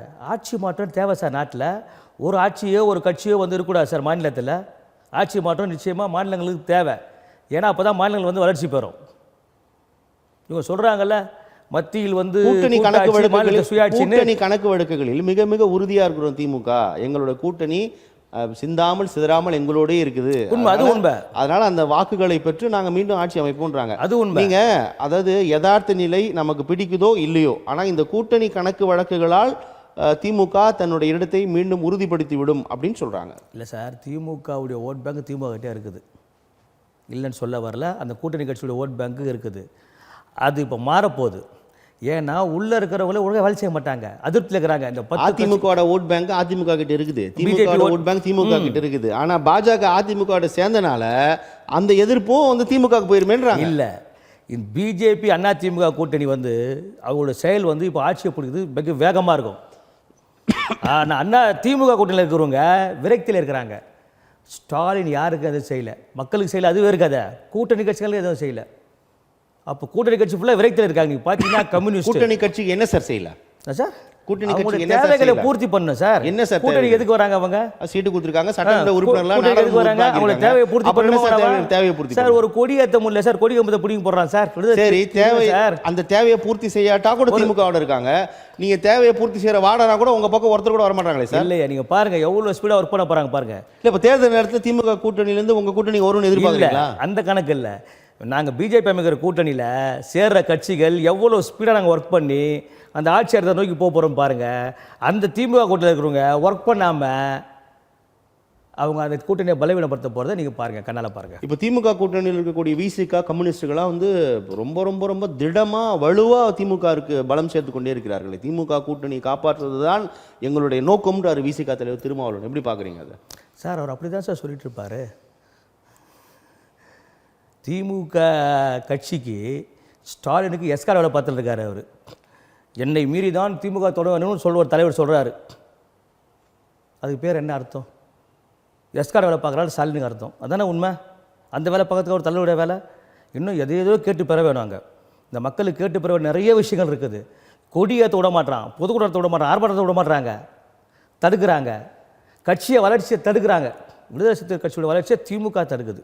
திமுக அமைச்சர்கள் திட்டமிட்டு தடுக்கிறாங்க. அது பாஜக ரொம்ப வருத்தப்படுறீங்க. சொல்ல வர அப்படியாவது விசிக பாஜக வர மாட்டாங்கன்னு காத்துட்டு இருக்கீங்க.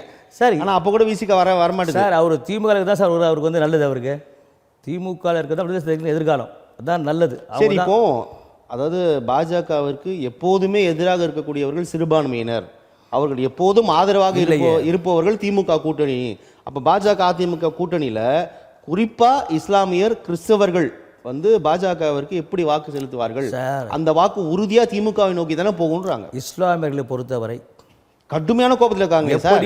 நீங்க சமீபத்தில் திருத்த சட்ட மசோதா நிறைவேற்றிட்டீங்க. எப்படி உங்களுக்கு போடலாம்னு 10 பேர் கூட போட மாட்டாங்களே. எப்படி தலித்துக்கள் வந்து அனைத்து கட்சிகளும் இருக்கிறாங்களோ அது மாதிரி இஸ்லாமியர்கள் அனைத்து கட்சியும் இருக்கக்கூடியவர்கள். நீங்கள் பார்த்தா நீ பிஜேபியிலேயே அதிகமான இஸ்லாமியர் இருக்கிறார்கள்.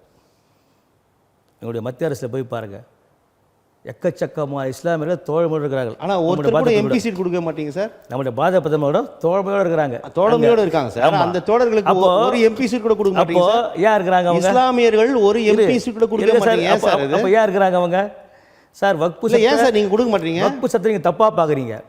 ஒரு சீர்திருத்தமான சட்டம் சார் அது. இல்ல இருங்க, வக்ஃபு சட்டம் தோழமையோடு இருக்கிறார்கள் சொன்னீங்களே, அந்த தோழர்களுக்கு ஒரு சீட்டு கூட கொடுக்க மாட்டீங்க சார் பாஜக இஸ்லாமியர்களுக்கு. சார் சிறுபான்மையருக்கு நாங்க தான் பாதுகாவலன்னு சொல்றீங்களே, ஒரு எம்பி கூட இருக்க மாட்டேங்க. அது சார் ஜனாதிபதியே நாங்க தானே சார் கொண்டு வந்தோம். அப்துல் கலாம் மக்கள் பிரதிநிதிகள், அது நியமனம், இது மக்களால் தேர்ந்தெடுக்கப்படுது சார். டாக்டர் அப்துல் கலாம் ஜனாதிபதியே எங்க ஆட்சி காலத்துல தான் சார் அது. Right sir. அப்ப எம்பி கொடுக்க மாட்டீங்க, பிரசிடென்ட் கொடுத்தீங்க மகிழ்ச்சி, ஆனா ஒரு எம்பி கொடுக்க மாட்டீங்க சார். அதுதானே சார் ஒரு தொகுதியில் இஸ்லாமியரை நிற்க வைக்க மறுக்கிறீர்களே. உச்சபட்சம் என்ன சார் அது? இன்னைக்கு கூட வந்து சார் கட்சியில பாருங்க, தமிழ்நாடு பாஜகல இஸ்லாமியர்கள் எவ்வளவு பேர் இருக்காங்க பாருங்க, ஆல் இந்தியா பாஜகல எத்தனை பேர் இருக்காங்க பாருங்க சார். நாங்கள் பண்ணது நீங்கள் சொல்கிற ஊடகங்கள் முன்வைக்க எனக்கு தெரிஞ்சு உங்கள் தமிழ்நாட்டில் இருக்கக்கூடிய சிறுபான்மையர் தேசிய செயலாளர் வேலூர் இப்ராஹிம் அவ்வளவு முயற்சித்தார் என்று தகவல். ஆனால் அவருக்கு ஒரு எம்பி சீட் தரவே இல்லையே நீங்கள் சார். அவருக்கு இன்றைக்கி எவ்வளோ பப்ளிசிட்டி, அவருடைய ஒர்க்கு எவ்வளோ இருக்குது பிஜேபியில், எவ்வளோ பண்ணுறோம், நாங்கள் எவ்வளோ பயன்படுத்துகிறோம். பிரதிநிதியாக ஏன் வைக்க மாற்றீர்கள் என்பதுதான் கேள்வி சார். இந்த தேர்தலில் பாருங்கள் சார், இந்த தேர்தலில் பாருங்கள், சீட் ஷேரிங்கு பிஜேபியில் தலித்துக்களுக்கும் இஸ்லாமியர்களுக்கும் கிறிஸ்துவர்களுக்கும் அனைத்து ஜாதியினருக்கும் சீட் ஷேரிங் கரெக்டாக இருக்கும் பாருங்கள். ஸோ அதை முன் வச்சு தான் அந்த ஒரு பெரும் நம்பிக்கையில் இருக்கீங்க. ஆமாம். அப்போ இந்த முறை நிறைய சிறுபான்மையருக்கு இருக்கும், எல்லாருக்கும் உண்டு, அள்ளி தெளிப்பீர்கள். எல்லாருக்கும் உண்டு. எல்லாருக்கும் ஸ்டாலின் சும்மா வாயில சொல்கிறாரு, நாங்கள் அப்படி இல்லை, செயல்படுத்தி காட்டுவோம். அந்த ஒரு நம்பிக்கையில் இருக்கீங்க. கண்டிப்பாக சார். நாம் தமிழர் கட்சி பாஜகவோடு அதாவது திராவிட மாடலை எதிர்க்கிறது என்பதற்காக நாம் தமிழரை பாஜக வரவேற்கிறதோ? இல்லை, நாங்கள் வந்து சார் பெரியார் எதிர்க்கிறோம், அவர் பெரியார் எதிர்க்கிறாரு, அதனால் வந்து பாஜகவை கடுமையாக எதிர்க்கிறாரு. எதிரிக்கு எதிரி நண்பன் என்பது போல நீங்கள் நினைக்கிறீங்க. ஆனால் அவர் பாஜகவை பெரியாரை எதிர்ப்பதை விட பாஜகவை அதிகமாக எதிர்க்கிறாரு. அதுதான் சார் அரசியல். எதிர்க்கக்கூடாது எதாக இருக்கா சார்? இப்போ நீங்கள் பார்த்தீங்கன்னா திமுக கூட்டத்தில் இருக்கிறவங்க சாம்சங் பிரச்சனை பண்ணாங்க, அதை வந்து ஸ்டாலின் வந்து முதலமைச்சர் முடக்கிட்டார். அப்போ என்ன அர்த்தம்? கேள்வி கேட்பது, எதிர்ப்பது என்பது, போராடுவது என்பது இயல்பான ஒரு குணம் சார். அது எந்த கட்சியில் இருந்தால் தான், எந்த கூட்டத்தில் இருந்தால் தான், அதை நம்ம பண்ணி தானே ஆகணும். அதே நீங்கள் வந்து தவறான பார்வையில் பார்க்குறீங்க.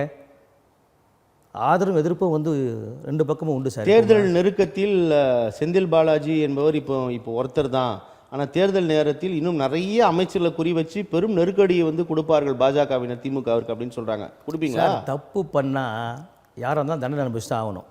அது செந்தில் பாலாஜி மட்டும் விதிவிலக்கு அல்ல, பொன்முடி மட்டும் விதிவிலக்கு அல்ல. தப்பு பண்ணால் தொடர்ந்து தப்பு பண்ணுறாங்க சார். சார், தப்பு பண்ணுறதுக்கு தான் சார் வந்து ஆட்சிக்கு வருது, அமைச்சராக வருது. பாஜக ஆளாத மாநிலங்களில் மட்டும் அமலாக்கத்துறையினர் முழு வேகத்தோடு இருக்கிறீங்க. பாஜக ஆளக்கூடிய மாநிலங்களில் அமலாக்கத்துறை அப்படியே தொய்வு அடைஞ்சிருது. அப்படிலாம் ஒன்றும் கிடையாது சார். அது ஒரு தனியான சுதந்திரமான அமைப்பு சார். அந்த சுதந்திரம் பாஜக ஆளாத மாநிலங்கள் மட்டும் இருக்கிறது.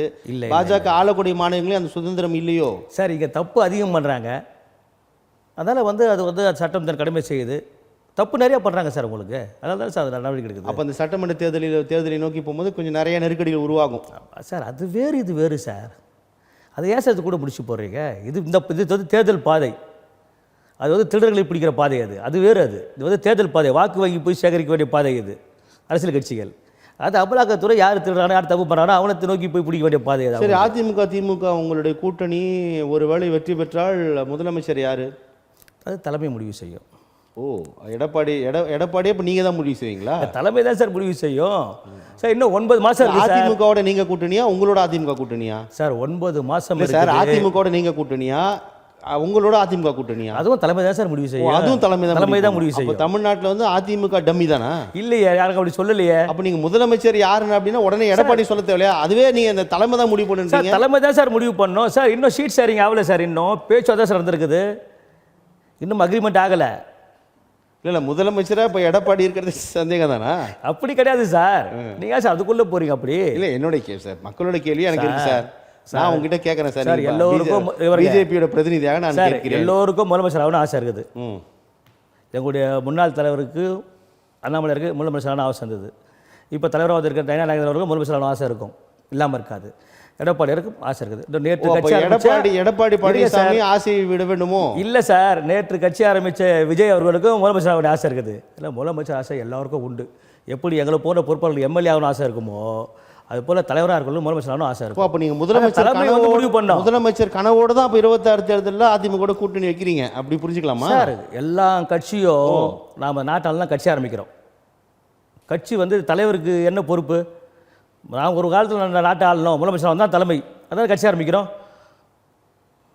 அதுக்கப்புறம் தானே சரி ஒரு முதலமைச்சர் விட்டு போகிறோம் கூட்டணியில். அதிமுக பாஜக கூட்டணி தொண்டர்களிடையே எப்படி சார் இருக்குது? நல்லா இருக்குது. நீங்கள் ஒன்றுபட்ட அதிமுகவை தான் பாஜக விரும்புது. அதை ஒரு குறிப்பாக அவங்க திருமதி சசிகலா, டிடிவி தினகரன், ஓ பன்னீர்செல்வம் உள்ளிட்ட ஒன்றுபட்ட அதிமுக விரும்புது.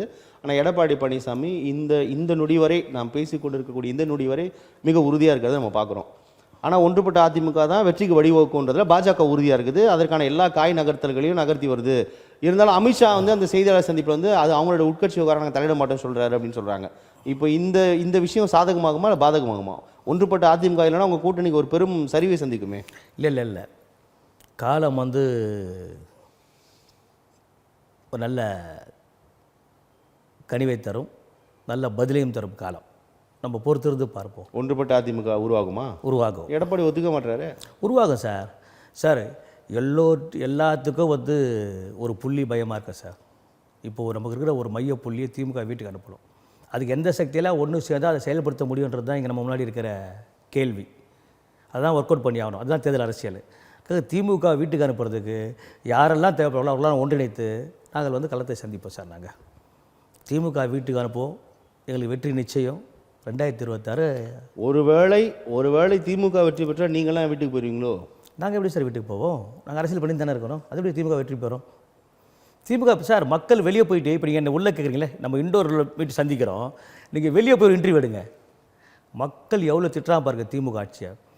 சரியான நேரத்துக்கு பஸ் வரதில்லை, ரொம்ப திட்டுறாங்க சார். ஆனால் அவங்க எல்லாமே பாஜகவை ஏற்றுக்கல சார். விலைவாசி ரேட் அதிகம் ஒன்று சார். திமுக எல்லாம் திட்டுறாங்க சார், ஆனால் அவங்க எல்லாமே பாஜக ஏற்றுக்கல சார். பாஜக ஏற்றுக்காம எப்படி சார் நாங்கள் வந்து நாட்டை ஆள முடியும்? 3 முறை, ஒரு முறையா சார்? 3 முறை சார் நாங்கள் நாட்டை ஆளுறோம். எப்படி நீங்கள் இந்தியாவில் ஆளலாம், தமிழ்நாட்டில் ஆள முடியாதுன்றாங்க.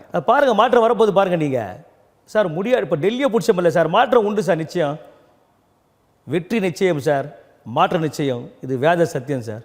திமுகவோட இந்த 4 ஆண்டு சாதனைகளுள் முதன்மையானது இந்த மகளிர் உரிமை தொகை, மகளிருக்கான இலவச பேருந்து, நான் முதல்வன் திட்டம், மாணவர்களை பெரும் அளவில் ஊக்குவிக்கிறது. அதனால தான் யூபிஎஸ்சியில் கூட நிறையா மாணவர்கள் வந்து தேர்ச்சி பெற்றிருக்கிறார்கள் அப்படின்னு ரொம்ப பெருமிதம் தெரிவிக்கிறார் முதலமைச்சர். இந்த மகளிர் உதவித்தொகையே எங்களை மீண்டும் ஆட்சி கட்டிலில் அமர வைக்கும். ஏறக்குறைய 1 கோடி மகளிருக்கு இந்த திட்டத்தை செயல்படுத்துகிறோம் நாங்கள். அப்போ அவங்கெல்லாம் எங்களுக்கு வாக்கு செலுத்துவாங்கன்னு ஒரு பெரும் நம்பிக்கையில் இருக்கிறது திமுக. எப்படி பார்க்குறீங்க? இப்படித்தான் கடந்த முறை அவங்க அப்பா அந்த நாட்டை ஆளும்போது சுயநிதின்னு சொல்லிட்டு சுய உதவிக்குழு ஆரம்பிச்சு மகளிர் சுய உதவிக்குழு இப்போதும் இருக்கே அது இருக்குது. அதுக்கு ஃபெயிலியர் ஆகி போச்சு. அது திரும்பி பணம் வரல, கட்டல, அவங்களுக்குள்ள சண்டை, உள்ளுக்குள்ளே பிரச்சனைன்னு. அது ஆட்சி போவது தான் வழிவகுத்தது. மீண்டும் ஆட்சி வர்றதுக்கு வழிவகுக்கலை. அதுக்கப்புறம் அந்த அம்மா ஆட்சியை பிடிச்சாங்க. அதே நிலைமை தான் இதுவும். இன்றைக்கி இந்த மகளிர் பேருந்து சொல்கிறோம் இல்லையா, அதில் எல்லா பேருந்துலையும் மகளிர் ஆக்குபைட் பண்ணிவிட்டு காசு கொடுத்து போகிற ஆம்பளைங்களாம் நின்றுட்டு போகிறான். ஒரு பஸ் ஏறி பாருங்கள் எவ்வளோ திட்டிட்டு போகிறான் ஸ்டாலின்னு தெரியும். ஒன்று. இந்த 1000 ரூபாய் கொடுக்குறது பெருசாக சொல்கிறார் இல்லையா அவர், நல்ல குடிக்கிற தண்ணி கொடுக்க முடியல அவரால். ஒரு கேன் 30 ரூபா ஒரு நாளைக்கு வீட்டுக்கு வாங்கினோம்னா ஒரு மாதத்துக்கு 1000 ரூபா முடிஞ்சு போச்சு கதை. அது ஒரு அரசாங்கம் நல்ல குடிக்கிற தண்ணி கொடுக்கணும், நல்ல சாலை வசதி, நல்ல மின்சார வசதி, பசங்களுக்கு வந்து நல்ல கல்விக்கூடங்கள். ஆனால் ஒன்றா பெருமை பேசுவார் ஸ்டாலின். எங்கள் அப்பா 5 முறை முதலமைச்சர், 6ஆவது முறை முதலமைச்சர் ஜம்பம் பேசிகிட்டு இருப்பார். ஆனால் மேக்கப் போட்டு சுற்றிட்டு இருப்பார். எல்லாரும் அவர் என்ன அப்பான்னு கூப்பிடணும், எனக்கு மகிழ்ச்சியாகுதுன்னு சொல்லி டோப்பா போட்டு சுற்றி நிற்பார் நம்முடைய முதலமைச்சர். ஆனால் நீங்கள் போய் பார்த்தீங்கன்னா 5 முறை ஒரு முதலமைச்சர் அவங்க அப்பா சொல்கிறார்ல, இன்ன வரைக்கும் சாலைகளே போகாத கிராமங்கள், தெருவிளக்கே எரியாத கிராமங்கள், பள்ளிக்கூடங்களே இல்லாத கிராமங்கள் இன்றைக்கும் இருக்குது, மருத்துவமனைகளே இல்லாத கிராமங்கள் இன்றைக்கும் இருக்குது. இதுக்கு வெக்கப்பட வேணாமா ஸ்டாலின்? திராவிட மாடல் ஆட்சின்னு சொல்கிறாரு, வெக்கப்பட வேணாமா? தேர்தல் வாக்குறுதிகளில் பெரும்பாலான வாக்குறுதிகளை நாங்கள் நிறைவேற்றிருக்கிறோம். இன்னும் இருக்கக்கூடிய வாக்குறுதிகளை இந்த ஆட்சி முடிவதற்குள்ளாக நாங்கள் நிறைவேற்றி விடுவோம் அப்படின்னு சொல்கிறார் முதலமைச்சர். சாலைகளே இல்லாத ஊர் இருக்குது சார். போட்டுருவோம் சார். எப்போ போடுவீங்க நீங்கள்? ஆட்சி முடியும் போது வீட்டுக்கு போகிற 50 ஆண்டு கால வீட்டுக்கு போகிறப்ப சார் 50 ஆண்டு கால சிக்கல் சார். இது உடனே முடித்து விட முடியாது. அதனால் எங்கள் ஆட்சி காலத்தில் நாங்கள் எவ்வளவு செய்ய முடியுமோ அது செய்கிறோம் சார். 5 ஆண்டுகளில் 10,000 கோடி கொள்ளடிச்சு வச்சுக்கிறது தான் திராவிட மாடல். பல தலைமுறைகளுக்கு எல்லாவற்றிலும் அவங்களுடைய ஆதிக்கம் இருக்கிறது. சினிமா, ரியல் எஸ்டேட்டு, எல்லா தொழில்களும் அவங்களோட ஆதிக்கம் இருக்குது. ஆனால் மக்களுக்கு பஸ்ஸை மட்டும் விட்டுட்டு அங்கங்கே மேடை போட்டு பேசினுக்கிறது வந்து இல்லை. ரெண்டாவது, இதை விட பெரிய குடும்பம்னா எல்லா இடத்துலையும் மேயரை போட்டு மேயரை அடிமையாக வச்சுட்டு இருக்கிற ஒரு ஆட்சி தான் திராவிட மாடல் ஆட்சி. எனக்கு புரியல. எந்த மேயருக்குமே எப்படி சார் மேயர் அந்த மாநகராட்சியோட மேயர்ல சரி எந்த மாநகராட்சி முழு அதிகாரம் இருக்கே, என்ன அடிமையாக வச்சுருக்காங்க? புரோட்டோகால் பிரகாரம் பவரே கிடையாது. நீங்கள் சென்னை மாநகராட்சி மேயர் எடுத்துங்க, ஆவடி எடுத்துங்க, காஞ்சிபுரம் எடுத்துங்க, எல்லாருமே வந்து இன்றைக்கி அடிமை தான். ஒரு அமைச்சருக்கு அடிமை தான் வந்து அவங்க. தனிப்பட்ட முறையில் ஒரு கிரீப்பாக ஒரு கெத்தாக மேயர் வளம் வர முடியல. மேயர் வளம் வரணும். ஸ்டாலின் மேயராக இருக்கும்போது எப்படி வளம் வந்தாரோ, வணக்கத்திற்குரிய மேயராக எப்படி இருந்தாரோ, அப்படி எந்த மேயரும் கிடையாது. ஒரு மேயர் சொல்லுங்கள் பார்க்கலாம் நீங்கள். அந்த புரோட்டோக்காலே போட்டு நசுக்கி சீரழிச்சிட்டாங்க. அமைச்சர்களோட கட்டுப்பாட்டில் இருக்கிறது. ஆமாம், அடிமையா, அமைச்சர்களுடைய அடிமையா. இன்றைக்கி நம்முடைய மேயர், சென்னை மேயர் எடுத்துங்க, காஞ்சிபுரம், தாம்பரம் மேயர்லாம் எடுத்துங்க. எங்கே நீங்கள் சொல்லுங்கள். நீங்கள் தான் சொல்லணும் என்ன குற்றச்சாட்டு. எங்கே வந்து அவங்க வந்து ஒரு கெத்தாக இருக்கிறாங்க மேயருங்க. எந்த அமைச்சருக்கு இந்த மேயர் அடிமையாக இருக்காங்க? அவங்க வந்து நம்ம அறநிலையத்துறை அமைச்சர் சேகர் பாபுக்கு, அந்த ஆவடி மேயர் வந்து நம்ம நாசர் அமைச்சருக்கு, அன்பரசனுக்கு தாம்பரம் மேயர். இது போல மேயர்கள் ஒவ்வொரு அந்த மாவட்ட செயலாளர்கள் அந்த பகுதி அமைச்சர்கள் அந்தந்த பகுதி அமைச்சர்கள் கட்டுக்குள்ள வச்சுக்கின்னு உடனே அவங்க கட்டுக்குள்ள இருக்காங்கன்றது ஒரு இது பொய் பிரச்சாரம் அல்லவா? பொய் பிரச்சாரம் கிடையாது. ஒரு மேயர் என்றவங்க அந்த மாநகராட்சியில் மிக பலம் பொருந்தியவங்க. அவங்க இப்போ பலம் பொருந்தியதான் சார் மேயர் இல்லை. ஒன்லி அந்த தபால்காரர் சொல்கிறார் இல்லையா, அவர் தபால்காரர் வேலை, போஸ்ட் வேலை, சிக்னேச்சர், ஸ்டாம்பா குத்துற வேலை, இதுதான் தவிர வேறு எந்த ஒரு முழு அதிகாரமே கிடையாது. அதுவும் தலித் மேயர்களை மிக மிக கேவலமாக நடத்துகிறாங்க இந்த திராவிட மாடல் ஆட்சியில். தலித் பஞ்சாயத்து தலைவர்களை சீட்டில் உட்கார வைக்க முடியல, பவர் இல்லை, செக்கு சைன் பண்ண முடியல, ஒரு தீர்மானம் போட முடியல, ரொம்ப கேவலம். இதெல்லாம் வந்து இது பெரியார் மண், சமூக நீதி தான் எங்களுடைய உயிர் மூச்சுன்னு சொல்லக்கூடிய இந்த அரசாங்கத்தின் மீது இப்படியான குற்றச்சாட்டுகளை வைக்கிறீங்களே, சரியாது சார்? பெரியார் மண் அவங்க சொல்லிக்கலாம் சார், சமத்துவம் அவங்க சொல்லிக்கலாம். எங்கே சமத்துவம் சொல்லுங்க பார்க்கலாம்? பள்ளிக்கு போனால் வெட்டுறான், சாதிக்கு அது சட்டம் ஒழுங்கு பிரச்சனை சார். இருங்க சார், சட்டம் ஒழுங்கு யார் சார் பார்க்கணும்? சிஎம் தானே சார் பார்க்கணும்.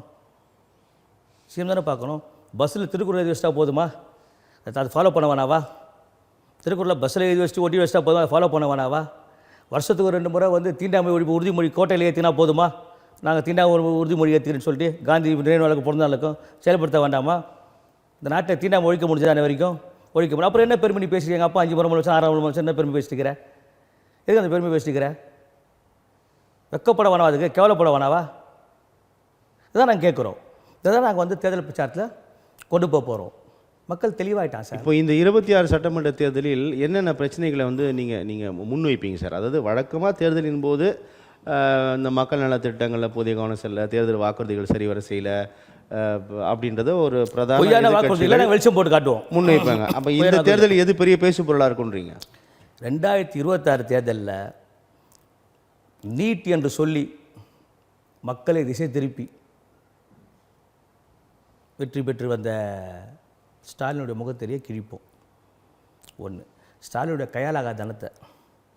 2வது, எல்லோருக்கும் எல்லாம் செய்கிறேன்னு சொல்லிட்டு எதுவுமே செய்யாத ஸ்டாலினுடைய முகத்தெரிய வெளிச்சம் போட்டு காட்டுவோம். மாதிரி ஒரு பட்டியலே நாங்கள் போட போகிறோம். அதில் ஸ்டாலின் வீட்டுக்கு போகிறது உறுதியாகிடுச்சு சார். அது அவருக்கே தெரிஞ்சு போச்சு. அதெல்லாம் இப்போ நான் ஸ்டைலாக மேக்கப் போட்டு சுற்றிங்கிறாரு. அவர் வேட்டியே கட்டுறதில்லை. இப்போ அவர் விட்டார், வேட்டி கட்டுறதை விட்டார் அவர். ஏன்னா தன்னை ஒரு ஹீரோ மாதிரி, விஜய்னு ஒரு ஹீரோ உள்ள வருவே, அவர் தன்னை ஒரு ஹீரோ மாதிரி காட்டுகிறாரு. நல்லது சார். உங்களுடைய வருகைக்கும் கருத்து போயிருக்கும் மிக நன்றி. ரொம்ப நன்றி சார்.